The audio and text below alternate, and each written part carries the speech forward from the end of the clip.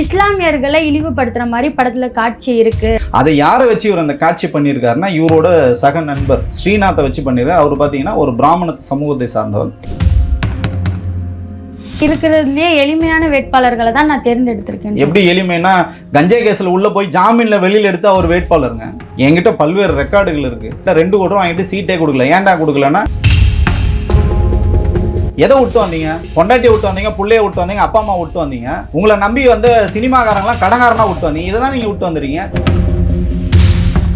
2008 பார்த்தீங்கன்னா திருப்பி குருவி படத்தில் வந்து நடிக்கும்போது இவங்களுக்குள்ள ஒரு திருமணத்தை மீறிய உறவு இருக்குன்னு சொல்லிட்டு அவங்க வந்து சந்தேகப்படுறாங்க. ப்ரூவ் பண்ணணும் அப்படின்றதுக்காக என்னோட நண்பர் ஒருத்தர், அவர் வந்து ஒரு டிடெக்டிவ் ஏஜென்சி வச்சிருக்காரு. அவர்கிட்ட வந்து ஒரு அசைன்மெண்ட் கொடுக்குறாங்க. நான் சொல்றது வந்து ஆடியோ வீடியோ டாக்குமெண்ட்டோட வந்து பணமும் கொடுக்க மாட்டேன், டைவர்ஸும் கொடுக்க மாட்டேன், உங்களால் என்ன பண்ண முடியும் பண்ணீங்கன்னு அவங்களுக்கு கொலை மிரட்டெல்லாம் விடுத்திருக்காரு. இது எல்லாமே பார்த்தீங்கன்னா நிச்சயமா விஜய் மேலே பெரிய வழக்கு இருக்கு. அவர் ஜெயிலுக்கு போகிறது உறுதி. அப்போ கட்சியை யார் வழிநடத்துவான் பார்த்தீங்கன்னா தலைவராக வந்து திருஷா தான் வழி. இல்லை கட்சியே திருஷா கட்சி தாங்க, நீங்கள் தப்பாலாம் சொல்லாதீங்க. வந்து விஜய் வந்து சும்மா ஆக்டிவாக இருந்துட்டு இருக்காரு. எல்லா முடிவுகளும் விஜய் திருஷா வீட்டில் வச்சு தான் முடிவுகள்லாம் எடுக்கப்படுது. எல்லாமே வந்து பார்த்தீங்கன்னா அவங்க திருமணம் பண்ணி போகிறாங்க. அடுத்த மாதம் வந்து திருமணம். கோவாவில் வந்து ஒரு மண்டபம் எடுத்து எல்லா வேலைகளும் வந்து போயிட்டு இருக்கு. இந்த பக்கம் ஆஸ்திரேலியாவில் வந்து வீடு வந்து காந்த மீடியா நேயர்களுக்கு வணக்கம். நான் உங்கள் விஜயாஸ்மின். இன்னைக்கு நம்ம கூட சமூக ஆர்வலர் மற்றும் அரசியல் விமர்சகர் மணிகண்டன் வீரசாமி அவர்கள் தான் இருக்காரு. வணக்கம் சார். வணக்கம்மா. எப்படி சார் இருக்கீங்க? நலமா இருக்கம்மா. சார், விஜய் அவர்களுடைய ஜனநாயகன் படம் முழுசா லீக் ஆகியிருந்துச்சு தெரியும். படம் லீக் ஆனதை தாண்டி இன்னொரு விஷயம் பயங்கரமா பேசப்பட்டு இருக்கு. இஸ்லாமியர்களை இழிவுபடுத்துற மாதிரி படத்துல காட்சி இருக்கு. அது எதனால விஜய் வைக்கணும் அப்படின்ற மாதிரி ஒன்று. விஜய் பார்த்தீங்கன்னா அது இஸ்லாமியர் வெறுப்புன்றது தொடர்ச்சியாக வந்து காமிச்சிருக்காரு. நீங்கள் வந்து துப்பாக்கி படத்துலையும் வந்து இருக்கும், பீஸ்ட் படத்துலையும் வந்து இருக்கும். ஸோ இந்த படத்துலையும் வந்திருக்காரு. அது என்னன்னா இவரோட வணிகத்துக்காக வைக்கிறாரா இல்லை ஏதோ ஒரு இன்டென்ஷனாக நமக்கு வந்து தெரியல. உள்ளபடியே ரொம்ப அதிர்ச்சியாக இருக்குது. அந்த காட்சிகள் வந்து இணையத்தில் நானும் வந்து பார்த்தேன். உள்ளபடியே நமக்கு வந்து வேதனை அளிக்குது. அதை யாரை வச்சு இவர் அந்த காட்சி பண்ணியிருக்காருன்னா இவரோட சக நண்பர் ஸ்ரீநாத்தை வச்சு பண்ணியிருக்காரு. அவர் பார்த்தீங்கன்னா ஒரு பிராமண சமூகத்தை சார்ந்தவர். அப்போ மத கலவரத்தை தூண்டுறதுக்காக விஜய் இந்த மாதிரி காட்சி அமைப்புகளை பண்ணுறாரான்னு நமக்கு வந்து தெரியல. ஏன் நம்ம இவ்வளோ தூரம் சொல்ல வேண்டியிருக்குன்னா திரு விஜய் அவர்களோட கடைசி படம் அவரே தான் டிக்ளேர் பண்ணுறாரு. அவர் இந்த படத்துக்கு வந்து வசனம் எழுதியிருக்காரு. அப்போது இவரோட சொந்த மேனேஜர், இவரோட வந்து பிஆர்ஓ வந்து இந்த படத்துக்கு கோ ப்ரொடியூசராக இருக்கும்போது அப்போது இது கிட்டத்தட்ட விஜயோட படம் தான். அப்போது இந்த படத்தில் திட்டமிட்டு இஸ்லாமியர்களை வந்து அவர் வந்து இழிவுபடுத்தும் விதமாக அவங்களை வந்து ஒரு பயங்கரவாதிகள் காட்டுறதுக்கோட நோக்கம் என்னன்னு பார்த்தீங்கன்னா, அப்போ நீங்கள் வந்து பிஜேபிக்கு வந்து துணை போகிறீங்களா இல்லை ஆர்எஸ்எஸோட சித்தாந்தத்தை நீங்கள் கையில் எடுத்து பண்ணுறீங்களா? இன்றைக்கி எல்லாரும் கேள்வி கேட்குறதுக்கு இன்றைக்கி விஜய் வந்து பதில் சொல்லியிருக்கணும். நான் ஆர்எஸ்எஸ் ஆள் இல்லை, நான் பிஜேபி ஆள் இல்லை, நான் சிறுபான்மையில் வந்து நான் வந்து கேவலப்படுத்தலை, அது ஒரு திரைப்படம் அப்படின்னு ஏதாவது ஒரு சொல்லியிருக்கணும்ல. அந்த மாதிரி சொல்கிறேன். அவர் தொடர்ச்சியாக இஸ்லாமியர்கள் குறித்து பேசுறது உள்ளபடியே நமக்கு வந்து வேதனை அளிக்குது. இது வந்து தவறான ஒரு முன்னுதாரணமாக பார்க்கணும். ஏன்னா சட்டத்தின்படி இங்கே எல்லாரும் வந்து சமம். இங்கே வந்து கான்ஸ்டியூஷன் ஆட்சி தான் நடக்குது. இது வந்து மதசார்பற்ற ஒரு நாடு தான். ஒரு மதத்தை நீங்கள் வந்து இழிவுபடுத்துறதோ ஒரு சமூகத்தினை வந்து இழிவுபடுத்துறதோ, ஏன்னா இவர் தான் சொல்கிறார் நான் வந்து சிறுபான்மைகள் காவலன்னு இவர் சொல்கிறார். ஆனால் திருப்பரங்குன்றம் விஷயத்தில் பேச மாட்டார். அதே மாதிரி பார்த்தீங்கன்னா வந்து கிறிஸ்மஸ் அன்னைக்கு நாடு முழுக்க பிஜேபி வந்து கலவரங்கள் வந்து பண்ணும்போதும் இது குறித்து விஜய் வந்து ஒரு வார்த்தை கூட கண்டிக்காத விஜய் முழுக்க முழுக்க இது அரசியலாக பண்ணுறாருன்னு தான் நம்ம வந்து பார்க்குறோம். அரசியலுக்கு வந்ததுக்கு அப்புறம் இந்த விஷயங்கள் எல்லாம் பேசாத தாண்டி படத்துக்குமே விஜய்க்குமே சம்மந்தம் இல்லை இல்லையா சார்? படத்தில் வந்து இஸ்லாமியர்களை இழிவுபடுத்துறாரு அப்படின்னா அதை நிஜத்துலையும் அவர் பண்ணுறாருன்றது பேசுறதை தாண்டி நீங்கள் அவர் கூட இருந்திருப்பீங்க, நிறைய இடத்துல பார்த்துருப்பீங்க. உண்மையிலேயே அவர் அப்படி தான் இருந்திருக்காரா?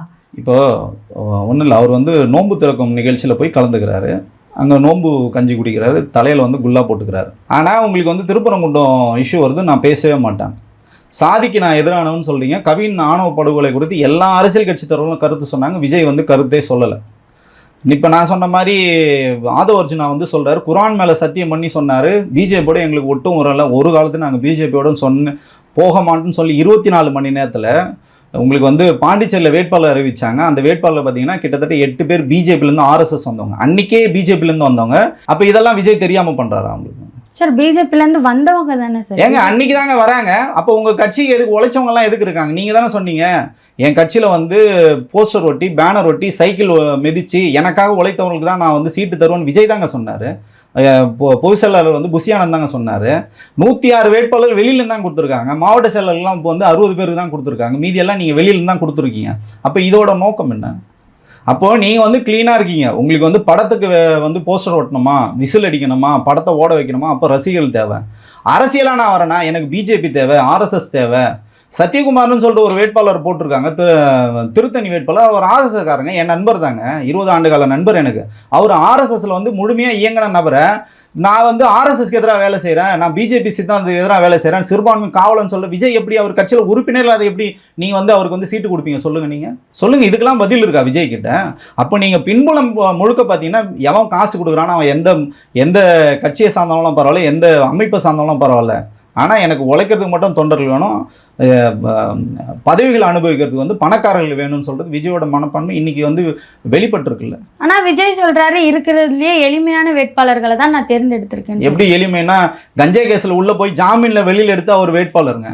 சொல்லுங்கள், நான் வந்து சாதி வெறியன்னு சொல்கிறேன் அமித் மிஸ்ராவை வந்து நீங்கள் வந்து வேட்பாளராக வந்து அறிவிக்கிறீங்க. அவர் உங்கள் கட்சியா இல்லை உங்களுக்கு தொண்டரா?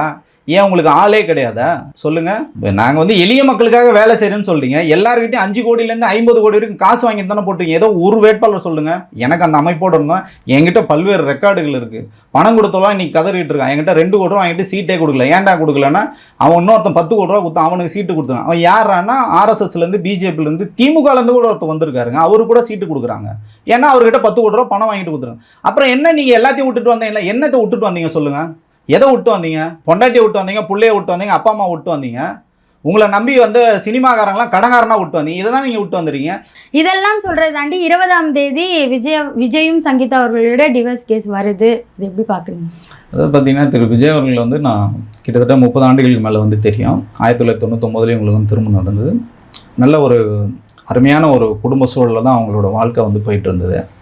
இடையில வந்து இவருக்கு என்ன பிரச்சனை, மனக்கசப்பு வந்ததுலாம் நமக்கு வந்து தெரியாது. ஆனால் இவர் பார்த்தீங்கன்னா முழுக்க குடும்பத்தை விட்டு நடிகை த்ரிஷாவோட வந்து இருந்தார். அப்போ என்ன ஆயிடுச்சுன்னா, கட்சி இடையில ஆரம்பிச்சாங்க, நிறைய சொத்துக்களை வந்து விற்க ஆரம்பிச்சார். அப்போவே இருந்தார். ஆமாம், இவங்க வந்து பார்த்தீங்கன்னா 2005 வந்து கில்லி படத்தில் 2 பேரும் ஒன்றா சேர்ந்து நடித்தாங்க.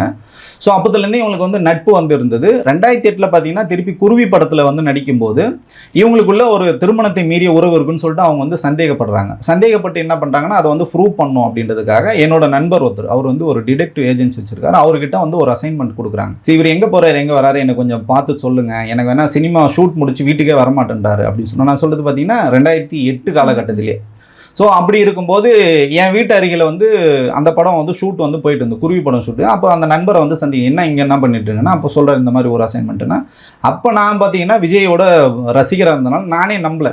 எங்கள் தலைவர் மேலே நீங்கள் அபாண்டமெல்லாம் பழி சொல்லாதீங்க, இதெல்லாம் தவறு அப்படின்னும்போது, சரி நீங்கள் வாங்க நம்ம போவோம் அப்படின்னு சொல்லிட்டு, அப்போ நாங்கள் ஒரு காரில் வந்து ட்ராவல் பண்ணிட்டு போகிறோம். அப்போ எங்கே போகிறாரு என்ன பண்ணுறான்னு சொல்லிட்டு அவங்க நிறைய வேலைகள் வந்து செய்கிறாங்க. எனக்கு இது விருப்பம் இல்லைங்க, இது என் வேலை கிடையாது, நீங்கள் ஏதோ ஒரு வேலை பண்ணுறீங்க, இடையில வந்து ட்ராப் பண்ணிவிடுங்க நான் சொல்லிட்டு என் வேலையை முடிச்சுட்டு நான் வந்துட்டேன். ஸோ அதுக்கப்புறம் வந்து பார்த்தீங்கன்னா அவர் கொடுத்த ஆதாரங்கள்லாம் பார்த்தீங்கன்னா சப்மிட் பண்ணிட்டார். நடிகை த்ரிஷாவும் திரு விஜய் அவர்களோட உறவு குறித்து அவங்க யார் அசைன்மெண்ட் கொடுத்தாங்களோ அவங்க மனைவி கிட்ட வந்து கொடுத்துட்டாங்க. நான் சொல்கிறது வந்து ஆடியோ வீடியோ டாக்குமெண்ட்டோட வந்து, அப்போது நான் வந்து ஒரு நாள் அவரோட போனேன், அவரோட ஆள் இல்லாதனால. அப்போ நாங்கள் போகும்போது ஒரு ஐட்டம் வைஸ் பில் வந்து கொடுத்தாங்க. ஸோ விஜய் வந்து அந்த ஹோட்டலில் அன்றைக்கி நைட்டு ஸ்டே பண்ணியிருக்காரு. அப்போ அந்த ஐட்டம் வைஸ் பில் நாங்கள் வந்து செக் பண்ணும்போது பார்த்தீங்கன்னா போதை வஸ்துகள் வந்து பயன்படுத்தியிருக்காரு, லிக்கர் பயன்படுத்தியிருக்காரு. ஸோ அதில் வந்து 2 பேர் ஸ்டே பண்ணியிருந்ததுக்கான ப்ரூஃப்லாம் எங்களுக்கு வந்து கொடுத்தாங்க. அப்புறம் அந்த ஹோட்டலில் போயிட்டு நாங்கள் ஒரு நாள் விசாரிக்கும் போதும் வந்து சொன்னாங்க, ஒரு அறையில் இவர் தங்குறாருன்னா அந்த அறை முழுக்க, இப்போ முதல் மாடியில் அவர் தங்குறாருன்னா முதல் மாடியில் 20 அறைகள் இருந்தாலும் அந்த 20 அறைகளும் வந்து காலி பண்ணிவிட்டு அந்த 20 அறைகளுக்கான தொகையும் வந்து விஜய் வந்து பே பண்ணியிருக்கும் போது தான் நான் நம்பினேன். ஏன் இவர் ஒரு ரூமில் அவர் தங்குறாரு, அவர் யாரோட தங்கிட்டு போட்டோம், நமக்கு பிரச்சனை இல்லை. ஆனால் அந்த ஒரு ஃப்ளோர் முழுக்க வந்து இவர் வந்து ஏன் இதை வந்து பண்ணணும் அப்படின்னும் போது நமக்கு அந்த இன்டென்ஷன் வந்து புரிஞ்சுது. சரி ஓகே, அவர் தனிப்பட்ட வாழ்க்கைன்னு சொல்லிட்டு நம்ம வந்து விட்டுட்டோம். அப்போ இவங்க அதையும் வச்சு கேட்கும்போது கூட என்ன சொன்னாங்கன்னா, சரி ஓகே விட்டுருங்க, குழந்தைங்க வந்து வளர்ந்துட்டாங்க, நம்ம வந்து தனிப்பட்ட வாழ்க்கை இருக்குன்னு போது கூட, இல்லை நான் குழந்தைகள்லாம் பார்க்க மாட்டேன், நான் அவங்களோட தான் இருப்பேன்னு சொல்லிட்டு போனதும் பிரச்சனை கிடையாது. அவங்களால சர்வைவல் பண்ண முடியும். யாருமே வேண்டானே முடிவு பண்ணிட்டார், ஒரு குழந்தைகள் வேணாம், அப்பா அம்மா வேணாம், மனைவி வேணாம், ஆனால் சொத்துக்களும் நான் கொடுக்க மாட்டேன்னு சொல்லும் போது தான் சிக்கல் வருது. ஏன்னா அவங்களும் பார்த்தீங்கன்னா அந்த பையன் வளர்ந்து வந்துட்டாப்புல ஜேசன் செஞ்சு, அவர் படம் பண்ணுறோன்னு நினைக்கும் போதும் இவர் எந்த சப்போர்ட்டும் பண்ணல. இவர் யாரெல்லாம் போட்டி நடிகர்னு நாங்கள்லாம் வந்து அவதூறு பரப்போமோ அந்த நடிகர் அஜித்குமார் தான் ஜேசன் செஞ்சுக்கு அந்த பட வாய்ப்பே வாங்கி தராரு. ஸோ அப்போ தான் நமக்கு வந்து கொஞ்சம் வந்து வருத்தம் வருது. ஸோ இப்படி தான் அவர் வாழ்க்கை இருந்தது. 2004-05 காலகட்டத்தில் அப்படியே வந்தாலும் 2024 பார்த்தீங்கன்னா இவர் வந்து வேணவே வேணான்னே சொல்லிடுறாரு. கட்சி ஆரம்பித்த உடனே சொல்கிறார் வேணவே வேணாம், நீங்கள் வந்து உங்கள் வேலையை பார்த்துட்டு போங்கன்னும் போது பல்வேறு உறவினர்கள் 2 சைடில் விஜய் சார் தரப்புலேருந்து சங்கீதா மேடம் தரப்புலேருந்து பேசுகிறாங்க, சரி வரல. அப்பா அம்மா பேசுகிறாங்க, சரி வரல. குழந்தைகள் பேசுனாங்க, சரி வரல. கடைசியில் வழக்கறிஞர்கள் பேசுனாங்க, அப்போவும் இவர் வந்து எதுவுமே ரெஸ்பாண்ட் பண்ணால. இவர் தான் சொல்கிறார், உங்களுக்கு பணமும் கொடுக்க மாட்டேன், டைவர்ஸும் கொடுக்க மாட்டேன், உங்களால் என்ன பண்ண முடியும் பண்ணீங்கன்னு அவங்களுக்கு கொலை மிரட்டல் விடுறதுக்கு அப்புறம் தான் அவங்க வேறு வழி இல்லாமல் அவங்க வந்து கோர்ட்டுக்கே போகிறாங்க. அதையும் என்ன சொல்கிறாருன்னா 30 நாளுக்கு முன்னாடி தான் சொல்கிறார். நீங்களே சொல்லுங்கள், நீங்களே பார்த்துருப்பீங்க. இதில் வந்து பார்த்தீங்கன்னா தூத்துக்குடி இதில் திருநெல்வேலி கூட்டத்தில் சொல்கிறார், 30 நாளுக்கு முன்னாடி வந்து என் சொந்த வாழ்க்கை கலர்னாங்க. அவங்க கோர்ட்டுக்கு போனது பார்த்தீங்கன்னா டிசம்பர் மாதம் 2025 வந்து போகிறாங்க. அப்போ வந்து எலெக்ஷன் டேட்டே வந்து அறிவிக்கல. அந்த டாக்குமெண்ட்டை எடுத்து வெளியிட்டது பிஆர் நிறுவனம் தான் வெளியிட்டாங்க, இல்லைனா யாருக்கும் தெரிய போகிறதில்ல. அப்போது சொந்த வாழ்க்கையை வச்சு கூட அனுதாபம் தர்றது, சினிமாவில் நான் எல்லாத்தையும் விட்டுட்டு வந்தேன்னு சொல்கிறது, ஏங்க எல்லாரும் தாங்க விட்டு வந்திருக்காங்க. அண்ணன் சீமானம் தாங்க விட்டுட்டு தாங்க வந்திருக்காரு, அவரும் சினிமா துறையில் தான் இருந்தார். இன்றைக்கி மு க ஸ்டாலின் இருக்காரு, அவரும் எல்லாத்தையும் விட்டுட்டு தான் வந்திருக்காரு. அவரும் பார்த்தீங்கன்னா 50 ஆண்டுகள் வந்து வாழ்க்கையில் இருக்கார், பொது வாழ்க்கையில் இருக்கார், அரசியல் வாழ்க்கையில். திரு எடப்பாடி அவர்களும் வந்து எல்லாத்தையும் விட்டுட்டு தாங்க வந்திருக்காங்க. விட்டால் தான் நீங்கள் இதுக்கு வர முடியும். அப்போ நான் தான் புதுசாக விட்டு வந்தேன். அப்போ புதுசாக விட்டு வந்தால் இவங்கெல்லாம் களத்தில் இருக்காங்க, விஜய் களத்தில் இல்லைல்ல. இதுதான் வந்து சிக்கல். சார் 30 நாளில் கூட இருக்கிறவங்கள வச்சு அவதூறு பரப்புறாங்கன்னா அப்போ அது சங்கீதா இல்லைன்னா அவர் த்ரிஷாவை தான் அதை சொல்கிறாருன்னு. திரிஷாவை அவர் சொல்லலைங்க, திரிஷா அவர் சொல்ல வேண்டிய அவசியம் கிடையாது. அவர் வந்து சங்கீதாவை தான் மென்ஷன் பண்ணி சொல்லுவாங்க. ஏன்னா இப்போ நிறைய விஷயங்கள் வந்து ரீசெண்டாக வருது அப்படின்னா த்ரிஷாவையும் விஜயும் சார்ந்து தான். அதுக்கு த்ரிஷாவும் ட்விட் போடுறது இருக்கட்டும், ஸ்டோரி போடுறது இருக்கட்டும், நிறைய விஷயங்கள் இப்படியே போயிட்டு இருக்கு இல்லையா சோஷியல் மீடியாவில். அவங்க அந்த மாதிரி திரிஷாவை பேச வேண்டிய அவசியம் இல்லை. அவங்க வீட்டில் தான் அவர் இருக்காரு, ஒன்றா தான் இருக்காங்க. அவங்க வந்து திரிஷாவை பற்றி பேச வேண்டிய அவசியம் கிடையாது இல்லை. அவங்க முழுக்க முழுக்க சங்கீதாவும் சொல்கிறாரு, அவர் வந்து தவறாக சொல்கிறாரு. சரி, இது ஒரு பக்கம் இருந்தாலும் சாலி கிராமத்தில் விஜய்க்கு வீடு இருக்குது அப்படின்றது தெரியும். அதுக்கு பக்கத்துலேயே இல்லை, அந்த வீட்டிலேருந்து போகிற மாதிரியே த்ரிஷாக்கும் ஒரு வீடு இருக்குது அப்படின்றது ஒரு தகவல் வந்துட்டு இருக்கு. அது உண்மைதானா? அவர் வாங்கி கொடுத்த வீடு தான் அது. அங்கே மட்டும் வாங்கி கொடுக்கல. பார்த்தீங்கன்னா ஆரியபுரத்தில் பார்த்தீங்கன்னா அப்பாசாமி அப்பார்ட்மெண்ட்னு சொல்லிட்டு 9th ஃப்ளோர் 10th ஃப்ளோரில் 40 கோடி ரூபா கொடுத்து இவருக்கு ஒரு வீடு வாங்கினாரு, த்ரிஷாவுக்கு ஒரு வீடு வாங்கி கொடுத்துருக்காரு. இப்போ அண்ணன் சாட்டை சொன்ன மாதிரி ஆஸ்திரேலியாவில் இவருக்கு ஒரு ப்ராப்பர்ட்டி வாங்கியிருக்காரு, அது பக்கத்தில் அவங்களுக்கு ஒரு ப்ராப்பர்ட்டி வாங்கியிருக்காரு. ஸோ அது அவர் தனிப்பட்ட விருப்பம், நம்ம அதை வந்து விமர்சனம் பண்ண விரும்பல. இல்லை சார், இவ்வளவு நாளாக அது இந்தியாவில் மட்டும்தான் நடந்துச்சு, இப்போ ஆஸ்திரேலியாவில் வாங்கியிருக்காங்க அப்படின்றத தாண்டி இது வந்து சங்கீதா விஜய்க்கான டிவோர்ஸில் ஜீவனாம்சம்னு ஒன்று கொடுக்கணுன்றதுக்காக தான் ஆஸ்திரேலியாவில் போய் வாங்கியிருக்காங்களா வீடு அப்படின்ற ஒரு கேள்வி வருது. இல்லை, சிக்கலே எங்கே ஆரம்பிச்சதுன்னா இவங்க கோர்ட்டுக்கே போயிருக்க மாட்டாங்க, சொத்துக்களை வந்து கண்டினியூவாக விற்றுக்கிட்டே இருக்காரு. அவங்க கேட்குறாங்க எதுக்காக நீங்கள் விற்கணும் சொல்லுங்கள், பசங்களுக்கும் நீங்கள் எதுவும் பணம் கொடுக்கறது இல்லை, பையன் படம் பண்ணணும்னு சொன்னால் கூட நீங்கள் சொந்த படம். ஏன்னா இவரை வந்து இவங்க அப்பா சொத்தெல்லாம் விற்று தான் முதல் படம் வந்து நாளைய தீர்ப்பு படம் எடுத்தார். அந்த மாதிரி இவர் எதுவுமே சப்போர்ட் பண்ணல. ஆனால் அவங்களுக்கு வந்து தெரியுது ஒரு நடிகை தான் இவர் கொடுக்குறாருமா, அப்போ அவங்க வந்து எதிர்த்து கேட்க தானே செய்யணும். ஒரு மனைவி குழந்தைங்களும் கொடுக்கல, அப்பா அம்மா கொடுக்கல, மனைவிக்கும் கொடுக்கலன்னு கேட்கும்போது தான் நான் கொடுக்க மாட்டேன்னு சொன்னதெல்லாம் கோர்ட்டுக்கே போகிறாங்க. இப்போ அந்த எலெக்ஷனுக்கு நிற்க போகிறோன்னு இவருக்கு முன்னாடியே தெரிஞ்சதுனால சொத்துக்கள்லாம் விற்றுருக்காரு. சொத்துக்கள்லாம் விற்று அந்த சொத்தோட மதிப்பெல்லாம் குறைச்சிருக்காரு. நிறைய பேரில் வந்து பினாமி பேரில் வந்து சொத்துக்களை வந்து வாங்கி குவிச்சிருக்காரு. சார், விஜய் அவர்கள் ஸ்டார்டிங்லேருந்து இப்படி தான் இருக்காரா? ஏன்னா வெளி உலகத்தில் பார்க்கும்போது சினிமாவை தாண்டி அவரை பார்த்தா அது வந்து ரொம்ப ஷை டைப்பாக அவர் இருந்திருக்காரு, ரொம்ப பேசாத மாதிரி. சங்கீதா அவர்களை பற்றி நிறைய இடத்துல பேசியிருக்காரு. அப்படி இருக்கும்போது எப்படி இவர் இப்படி பண்ணுவாருன்ற ஒரு கேள்வி இருக்கு. இல்லை, இப்போது ஒருத்தர் கேரக்டர் வச்சு யாரையுமே நம்ம வந்து சொல்ல முடியாது. சூழ்நிலைகள் தாங்க ஒரு மனுஷனை வந்து மாற்றுது. இப்போ நீங்கள் வந்து சினிமாவில் இருக்கீங்க, அப்பா அம்மாவோட இருக்கீங்க, உங்களுக்கு ஏதோ ஒரு அப்பா அம்மாவோட ஒரு கசப்புனா அதை வந்து சரி பண்ணணும். இப்போ மனைவியோடு இருக்கீங்க, உங்களுக்கு ஏதோ ஒரு பிரச்சனைனா சரி பண்ணணும். சரி, மனைவி அப்பா அம்மாவோட இல்லைன்னா குறைந்தபட்சம் குழந்தைகளோட அதை நீங்கள் வந்து ஒரு அமைக்கபிளான ஒரு உறவில் நீங்கள் இருக்கணும். எனக்கு யாருமே வேணான்னு சொன்னால் அப்போ நீங்கள் முழுக்க முழுக்க நடிகை திரிஷா விட்டு கட்சி வேலையாக செஞ்சுருக்கணும்ல. எனக்கு யாருமே வேணாப்பா, நான் முழுக்க முழுக்க நான் சினிமா விட்டுட்டேம்மா, என் தொண்டர்களோட தான் இருக்க போகிறேன். ஒன்றும் இல்லைங்க, திருமாவளவன் நீங்கள் எடுத்துங்களேன், அவர் பார்த்தீங்களா தொண்டர்களோட தாங்க படுத்துட்டு இருப்பார், திருமணம் பண்ணிக்கல. இன்றைக்கி அந்த கட்சியோட தொண்டர்களோட தான் நான் வந்து தொடர்ச்சியாக போராட்ட காலங்களில் பார்த்துருக்கேன். அவர் ஆஃபீஸில் போய் மீட் பண்ணும்போது பார்ப்போம். அந்த மாதிரி நீங்கள் குறைஞ்சபட்சம் நீங்கள் களத்திலாங்க இருந்துடும். அவரு சொல்லாங்க, நான் இழந்துட்டு வந்திருக்கேங்க, இளமை இழந்துட்டேன், ஏன்னா எல்லாத்தையும் நான் இழந்துட்டேன், இன்றைக்கி நான் வந்து இதுக்காகவே நான் வந்து வாழ்க்கை நடத்துகிறேன் அவர் சொல்லலாம். விஜய் எதையுமே இழக்கலையே, சுகபோக வாழ்க்கை தான் நான் வாழ்ந்துட்டு இருக்காரு. எதையுமே விட்டு வந்தேன். எனக்கு வலின்னா உங்களுக்கு என்ன வலி? நீங்கள் குடும்பத்தை விட்டு உங்கள் மகனுக்கு வலிக்குதுங்க, உங்கள் மகளுக்கு வலிக்குது, உங்கள் மனைவிக்கு வலிக்குது, உங்களுக்கு பெற்ற வளர்த்த அப்பா அம்மாவுக்கு வலிக்குது. உங்களுக்கு என்ன வலி இருக்குது? நீங்கள் ஜாலியாக தானே இருக்கீங்க, உங்களுக்கு எந்த வலியுமே இல்லை. அவர் சொல்கிறது எல்லாமே வந்து கட்டுக்கதைகள், பொய்கள் தான். நான் எல்லாத்தையும் விட்டு வந்தேன்னு எதையுமே விட்டு வரலங்க. திரிஷா விட்டு வேணா விட்டு வாங்க சொல்லுங்க பார்ப்போம், எல்லாத்தையும் விட்டு வந்தோன்னு சொல்லுங்க. அப்போ எல்லாரையும் விட்டு வந்தா ஆனால் திரிஷாவுக்கு மட்டும் நான் எல்லாமே சொல்லுது, இது அப்பட்டமான அயோக்கியதான் இல்லை சார். விஜய் அவர்கள் விவாகரத்து ஆக போகுதுன்னு தெரிஞ்சு தெளிவான விஷயங்கள்லாம் இப்போ சொத்துக்கள் விற்கிறது, ஆஸ்திரேலியாவில் வீடு வாங்குறது மாதிரியான விஷயங்கள்லாம் பண்ணிட்டு இருக்காரு. சங்கீதாவும் அதே போல கரெக்டாக எலெக்ஷன் நெருங்குற டைம்ல அந்த டிவோர்ஸ் கேஸை வெளியில கொண்டு வந்து ஒரு விஷயம் நடந்திருக்கு அப்படின்னா சங்கீதாவோட அடுத்த ஸ்டெப் எப்படி இருக்கும்? இல்லைங்க, அவங்க வந்து எலெக்ஷனுக்கு அதுக்கும் சம்மந்தம் இல்லை. அதான் சொல்றேன், இவர் தான் புஷ் பண்ணி அவங்கள அந்த கட்டத்துக்கு தள்ளுறாரு. ஏங்க ஒருத்தருக்கு தொடர்ச்சியா எலெக்ஷன் டைம்ல இவர் ஏங்க சொத்தை வித்தாரு? நீங்க அந்த ஒரு கேள்வி வந்து பதில் விஜய் கிட்ட இருக்கா? நீங்க சொத்தை வித்ததுனால தானே கேட்குறாங்க. சொத்தே நீங்க விற்கலன்னா இது மேபி எலெக்ஷனுக்கு அப்புறம் வந்து நடந்திருக்கும். இந்த டைவர்ஸ் நடக்கிறது என்னைக்கான நடக்குதுதானே. அப்போ நீங்க அவளை வந்து அந்த கட்டத்துக்கு தள்ளுறீங்க. அதை தள்ளினது யாரு? அந்த கட்டத்துக்கு நகர்த்தினது விஜய் தானே. அண்ணா நகர்ல ஒரு ப்ராப்பர்ட்டி இருந்து, ஈசிஆர்ல ஒரு ப்ராப்பர்ட்டி இருந்து, தொடர்ச்சியா 10 ப்ராப்பர்ட்டி விற்கிறாருங்க. அக்டோபர் நவம்பர் மாசத்துல இவர் விற்கிறாரு. அவங்களுக்கு லேட்டா தான் தெரியுது. அது ரிஜிஸ்ட்ரேஷன்லாம் வந்து போயிட்டு இருக்கும்போது அவங்களுக்கு வந்து வழக்கறிஞர் சொல்றாங்க, ஏமா கண்டினியூவா இந்த 3 மாசமா சொத்து விற்கிறதே ஒரு வேலையா வச்சுட்டு இருக்காருன்னு சொல்லும்போது தான் அவங்க வந்து நவம்பர் மாதம் கடைசியில் போய் பேசுகிறாங்க. அப்போ அவர் தான் வந்து நீ உன்னால் முடிஞ்சால் பண்ணிக்கன்னு சொல்லும்போது தான் டிசம்பர் மாதம் போகிறாங்க. நவம்பர் டிசம்பரில் தெரியுமா நமக்கு மார்ச் ஏப்ரலில் எலெக்ஷன் வரப்போகுதுன்னு? இதுக்கும் எலெக்ஷனுக்கும் சம்மந்தமே இல்லை. இவர் பண்ண தப்புக்கான விளைவு தான் இது.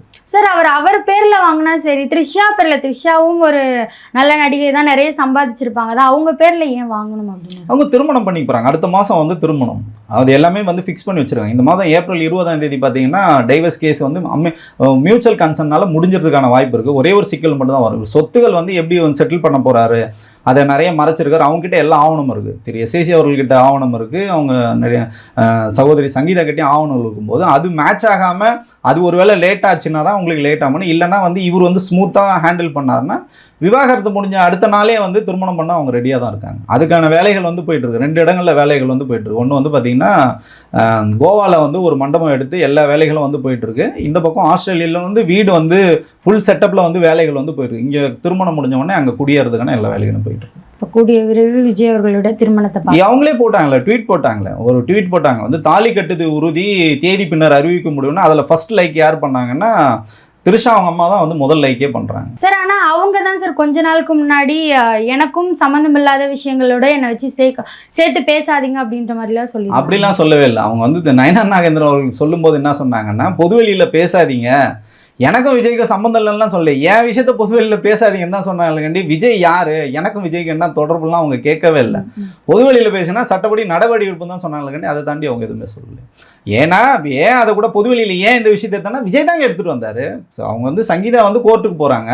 இவர் உடனே கூட்டிகிட்டு வெளில வந்து நிற்கிறாரு. கல்பாதி திருமணத்தில் 2 பேரும் மணக்கோலத்தில் வந்து நின்ன மாதிரி ஒரே காஸ்டியூமில் வந்து நிற்கிறாங்க. இந்த பிரச்சனை யார் கிரியேட் பண்ணி நீங்கள் கோர்வையாக பார்க்கணும். நீங்கள் இதெல்லாம் யார் பண்ணாங்க? வீட்டை விட்டு வெளியே இருந்தது யார்? நீங்கள் தான் வீட்டை விட்டு வெளியே போகிறீங்க. திரிஷாவுக்கு வீடு வாங்கி கொடுத்தது யார்? நீங்கள் தான் வாங்கி கொடுக்குறீங்க. குழந்தைங்களுக்கு ஃபீஸ் கட்ட மாட்டேன், பார்த்துக்க மாட்டேன்னு சொல்கிறது யார்? நீங்கள் தான் பண்ணணும். இதெல்லாம் எல்லாத்த விட கொடுமை என்னன்னா, அவர் பிரமாண பத்திரத்தில் வந்து சொன்னார், குழந்தைங்களுக்கு கொடுத்த ஸ்கூல் ஃபீஸை கூட பார்த்தீங்கன்னா அமெரிக்கன் இன்டர்நேஷ்னல் ஸ்கூலில் படித்த அந்த ஸ்கூல் ஃபீஸை கூட குழந்தைங்களுக்கு கடனாக தான் நான் கொடுத்துருக்கேன் அப்படின்னு சொல்கிறதுலாம் உலகத்தில் வந்து உச்சபட்சமான என்ன சொல்கிறதுனா கொடூரமான ஒரு செயலாக தான் நான் வந்து பார்க்குறேன். சார், இந்த விஷயத்த இன்னும் சில பேர் எப்படி பேசுகிறாங்கன்னா, விஜய்க்கும் த்ரிஷாவுக்கும் இந்த கல்யாணம் அதெல்லாம் கிடையாது, த்ரிஷாவுக்கு அரசியலில் வரதுக்கான ஆசை இருக்குது, அவங்க டிவிக்கில் போய் சேர்ந்து விஜய் கூட இருக்க போகிறாங்க, அதை வச்சு தப்பாக பேசுகிறாங்க அப்படி. இல்லை கட்சியே திரிஷா கட்சி தாங்க, நீங்கள் தப்பாலாம் சொல்லாதீங்க. வந்து விஜய் வந்து சும்மா ஆக்டிவாக இருந்துட்டு இருக்காரு. எல்லா முடிவுகளும் திரிஷா வீட்டில் வச்சு தான் முடிவுகள்லாம் எடுக்கப்படுது. எல்லாமே வந்து பார்த்தீங்கன்னா பாஜகக்காரங்க யார் வந்தாலும் இப்போ சமீபத்தில் பார்த்தீங்கன்னா மும்பையில் போயிட்டு பார்த்தீங்கன்னா டீல் பேசுனதெல்லாம் திரிஷா தான் வந்து பேசுகிறாங்க முழுக்க. ஏன்னா இவர் கண்டிப்பாக கரூர் சம்பவம் இருக்குது, இப்போ இந்த படம் விவகாரம் இருக்குது, இவர் நிறைய சொத்துக்களை வந்து ஏமாற்றிருக்காரு, நிறைய வந்து அவங்கள வந்து கொலை மிரட்டெல்லாம் விடுத்திருக்காரு. இது எல்லாமே பார்த்தீங்கன்னா நிச்சயமாக விஜய் மேலே பெரிய வழக்கு இருக்குது. அவர் ஜெயிலுக்கு போகிறது உறுதி. அப்போ கட்சியை யார் வழிநடத்துவாங்க பார்த்தீங்கன்னா தலைவராக இருந்து திரிஷா தான் வழிநடத்துவாங்க. அப்போ டிவிக்கேவே த்ரிஷாக்காக தான். ஆமாம், கரெக்டு தான். அவங்களுக்காக ஆரம்பிக்கப்பட்ட கட்சி தான் அது. அவங்க ஏற்கனவே சொல்லியிருக்காங்களே, ஊடகத்திலே சொல்லியிருக்காங்களே, நான் முதலமைச்சர் ஆகணும் நிஜமான்னு சொன்னாங்களே, அதெல்லாம் நடக்கும். அம்மையார் ஜெயலலிதா இருக்காங்க, விஎன் ஜானகி இருந்திருக்காங்க. அந்த வருஷத்தில் திரிஷா இருந்தால் என்ன ஆகிட போகுது? யாருக்கு வேணாலும் தான் தமிழ் மக்கள் ஓட்டு போட போகிறாங்க. ஒருத்தர் காட்டில் மட்டும் கலைஞ்சிட்டு கத்திட்டு இருக்கவங்க ஓட்டு போட மாட்டோம். இந்த பக்கம் வந்து நான் வேலை செய்ய போகிறேன் அப்படின்றவங்களுக்கு வாய்ப்பு கொடுக்க மாட்டோம். ஒரு நடிகை தான் ஆண்டுட்டு போட்டோமா, என்ன பிரச்சனை தமிழ்நாட்டு? சினிமா சம்மந்தப்பட்ட நிறைய விஷயங்களை பகிர்ந்ததுக்கு நன்றி சார். நன்றி.